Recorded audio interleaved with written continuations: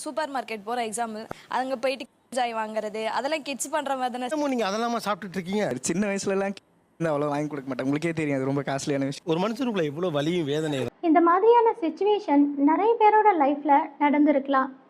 இதில் 2 விஷயம் பார்க்கணும். பேரண்ட்ஸ்க்கு குழந்தைங்க கேட்குறத வாங்கி தர முடியலையே அப்படின்னு சொல்லிட்டு ஒரு கில்ட் ஃபீலிங் இருக்கும். குழந்தைங்களுக்கு நம்ம கேட்டது கிடைக்கல அப்படின்னு சொல்லிட்டு மணி பற்றின ஒரு லிமிட்டிங் பிலீஃப் உருவாகும். இதுக்கு நான் டிசர்வ் கிடையாதோ, மணி சம்பாதிக்கிறது கஷ்டம், இந்த மாதிரியான லிமிட்டிங் பிலீஃப் அந்த ஒரு சின்ன வயசுலே ஆழ் மனசில் பதிகிறப்போ அது இன்றைக்கி கூட அவங்களோட ஃபினான்ஷியல் ஏரியாவில் ரெஃப்ளெக்ட் ஆகும்.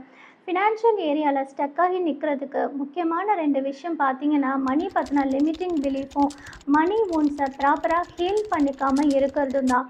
மணி பற்றின ஃபியர், ஆன்சைட்டி, லிமிட்டிங் பிலீஃப் இதெல்லாம் ஓவர் கம் பண்ணுறப்போ நம்மளால் ஒரு அபண்டன்ஸ் லைஃப்பை க்ரியேட் பண்ண முடியும்.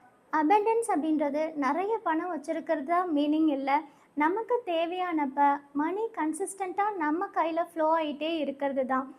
இதை பற்றி இன்னும் டீட்டெயிலாக லேர்ன் பண்ணி உங்கள் லைஃப்பை நீங்கள் ட்ரான்ஸ்ஃபார்ம் பண்ணி ஒரு ஹோலிஸ்டிக்கான க்ரோத், நாட் ஓன்லி ஃபினான்ஷியலில் மட்டும் இல்லை, ஹெல்த்து, பிஸ்னஸ் அப்படின்னு சொல்லிட்டு எல்லா ஏரியாலையுமே ஒரு ஹாப்பினஸையும் சக்ஸஸையும் அச்சீவ் பண்ணணும்னு நினச்சிங்க அப்படின்னு சொன்னாக்க ஜாயின் அவர் கோச்சிங்.